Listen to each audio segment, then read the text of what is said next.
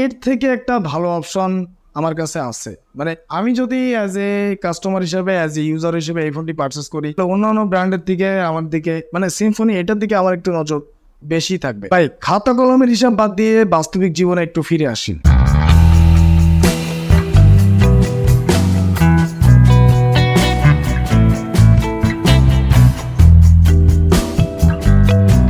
আচ্ছা 10, 11 বা 12 হাজারের মধ্যে মানে এন্ট্রি বাজেট সেগমেন্টের মধ্যে যাদের বাজেট একবারে লক হয়ে আছে, আবার এই প্রাইস পয়েন্টে দরকার একটা আদর্শ ফোন। আদর্শ ফোন?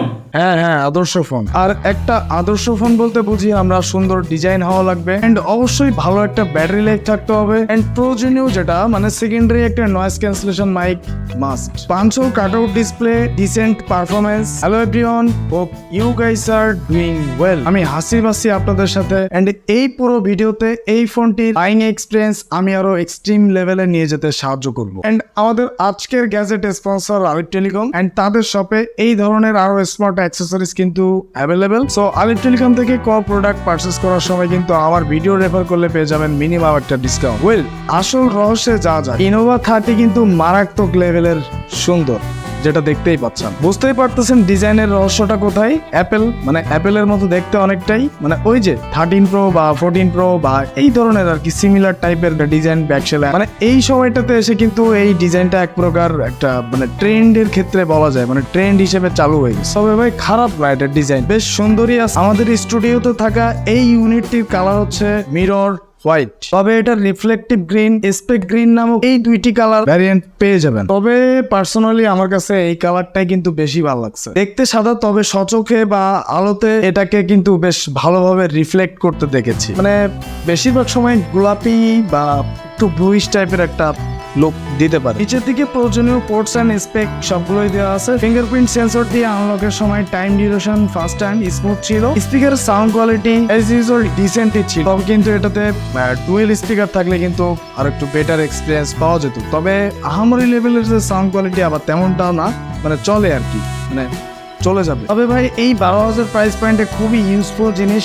কিন্তু থাকছে এটাতে। মানে বলেন তো কি, সেটা কি? আচ্ছা, বেশি ভাবাভাবির দরকার নাই, এটা হচ্ছে খুবই সিম্পল একটা ব্যাপার। সেটা হচ্ছে secondary noise cancellation mic. As usual একটা 12,000 টাকার একটা স্মার্টফোনে সেকেন্ডারি নয়েজ ক্যান্সেলেশন মাইক এটা খুবই ইউজফুল। এটা আমাদের বাস্তবিক জীবনে কিন্তু অনেক প্রভাব রাখে। জানেনই তো, ওই যে বাইরে কথা বলতে গেলে একটু লাগেই, কাজের জিনিস। সত্যি কথা বলতে 14, 15 বা 18, 20,000 টাকার ফোনেও কিন্তু একটু কিপটামি করে। এই সেকেন্ডারি নয়েজ ক্যান্সেলেশন মাইকটা কিন্তু তারা দেয় না, ম্যাক্সিমাম ফোনে কিন্তু এটাই হয়। সেই জায়গা থেকে সিম্ফনি এই যে অপশনটা দিয়ে রাখছে, এটা কিন্তু একটা বেটার অপশন বলে বলা যায়। ক্যামেরা মডিউলের পাশে রাবারিশ টাইপের ফিনিশিং করা, দেখতে বেশ সুন্দরই লাগে। এটার ব্যাক প্যানেলটি ফিঙ্গারপ্রিন্ট ম্যাগনেট। সো এই ধরনের হাতের ছাপ থেকে এটাকে অ্যাভয়েড করতে হলে অবশ্যই এটার বক্সে থাকা যে সিলিকন বা টিপিইউ কেস সেটাকে অবশ্যই ব্যবহার করার রিকমেন্ডেশন থাকলো। তো ডিজাইনের কথা বাদ দিয়ে এটার সুন্দর যে পালসল কাটআউট ডিসপ্লে সেটার দিকে একটু নজর দেওয়া যায়। 6.56 inch display, HD plus display, সাথে ওই যে বললাম পালসল কাটআউট ডিসপ্লে। 6.56 ইঞ্চের ডিসপ্লে থেকে 90 হার্টজ এর রিফ্রেশ রেট অ্যাকুরেট ছিল। পালসল cutout display refresh rate check টাইমেও কিন্তু রেজাল্ট অ্যাকুরেটই ছিল, বা অন্যান্য টাইমেও কিন্তু আমি ব্যাপারটা বেশ অ্যাকুরেট বলে আমার কাছে মনে হয়েছে। মানে রিফ্রেশ রেটের ঘাটতি আসলে আমি পাই নাই। পাঞ্চল কাটআউটটি বেশ নিট অ্যান্ড ক্লিন, যদিও সামান্য পরিমাণের কিছু শ্যাডো দেখা যাবে, মানে খুব ভালোভাবে যদি খেয়াল করেন। তবে স্ক্রিন টু বডি রেশিও সুদর্শন ছিল, মোটা বা ভারী তেমনটা ফিল হয় নাই, শুধুমাত্র নিচের দিকে একটু মোটা লাগতে পারে। তবে ওই যে ভাই প্রাইস পয়েন্টের দিক থেকে আসলে বিবেচনা করলে কিন্তু এই যে পাঞ্চল কাটআউটের সাথে এই যে ব্যাপারটা খুবই সিমেট্রিক্যাল, মানে অতটা মেজর ইস্যুতে না ধরলেও চলে। এইচডি প্লাস হওয়াতে রেজুলেশনের বেশ কমতি লক্ষ্য করা যায়। তবে ভাই আবার বললেন না ফুল এইচডি প্লাস রেজুলেশনের একটা ডিসপ্লে দরকার। মানে 12,000 প্রাইস পয়েন্টে কিন্তু অন্যান্য ফোনগুলো থেকে আমরা কিন্তু পাঞ্চল কাটআউট খুবই কম দেখি। সেই জায়গা থেকে আসলে রেজুলেশনের ব্যাপারটা অন্যান্য ব্র্যান্ডগুলোতে যেহেতু দেয় না, সেক্ষেত্রে কিন্তু এটাতে আসলে ক্লেম করা যাচ্ছে না। যাই হোক, ইনডোরে ভিজিবিলিটি নিয়ে কোনো ইস্যু থাকলেও আউটডোরে কিন্তু ভালো রকমের একটা প্যারা খেতে হয়েছে। মানে ডিরেক্ট সানলাইটের মধ্যে বা হার্শ লাইট যেটাই বলেন সেটার মধ্যে কিন্তু এটাকে ইউজ করতে একটু বেগ পেতে হয়। তবে মিডিয়া কনজিউম টাইমে কালার বেশ কন্ট্রাস্টি ছিল, শার্পও লাগে দেখতে। টাচ বেশ রেসপন্সিভ ছিল। ইউনিএসএসি টাইগার T606 প্রসেসর। ইউনিএসএসি কিন্তু এই এন্ট্রি বাজেটে 5000 mAh ব্যাটারি লাইফের মতো একটা কমন ব্যাপার হয়ে গেছে। মানে এন্ট্রি বাজেটে কিন্তু আমরা এখন ইউনি এসওসিটা বেশি দেখতেছি। তবে এটাতে ইউনির পাওয়ারফুল এসওসি যেটা T616 সেটাই কিন্তু থাকতেছে। জিপিওতে মালি না গালি সেটা জানি না, তবে G57 আছে। ভাই খাতা কলমের হিসাব বাদ দিয়ে বাস্তবিক জীবনে একটু ফিরে আসি। সব রকম কাজ ডিসেন্টলি করা গেলেও বেশ ইউআইতে ল্যাগ ইস্যু ছিল, যেটা মাঝে মধ্যে ভালোই ফিল করা যায়। 2D গেম বা 2D গেমারদের কাছে বেশ সুইটেবল একটা চয়েস হতে পারে। আদারওয়াইজ পাবজিতে বেশ 10 থেকে 15 মিনিটের মতো গেম প্লে করলে বেশ ভালো রকম হিট জেনারেট হতে দেখেছি। তাছাড়া ফ্রি ফায়ার কিন্তু খুব স্টেবল একটা পারফরমেন্স ছিল এমনটাও না, মানে চলে ফ্রি ফায়ার এটাতে প্লে করতে পারবেন, তবে খুব বেশি যে স্মুথ পারফরমেন্স থাকবে আবার তেমনটাও না। ফ্রি ফায়ার লাইট ওয়েট হওয়াতে ফ্রি ফায়ারের রেজাল্ট বেশ ডিসেন্ট বলবো, তবে পাবজি লাভাররা এটা থেকে হতাশা ছাড়া কিছুই পাবেন না শিওর। 0 to 100 এর মধ্যে কাউন্ট করলে 30 মার্কস দিব।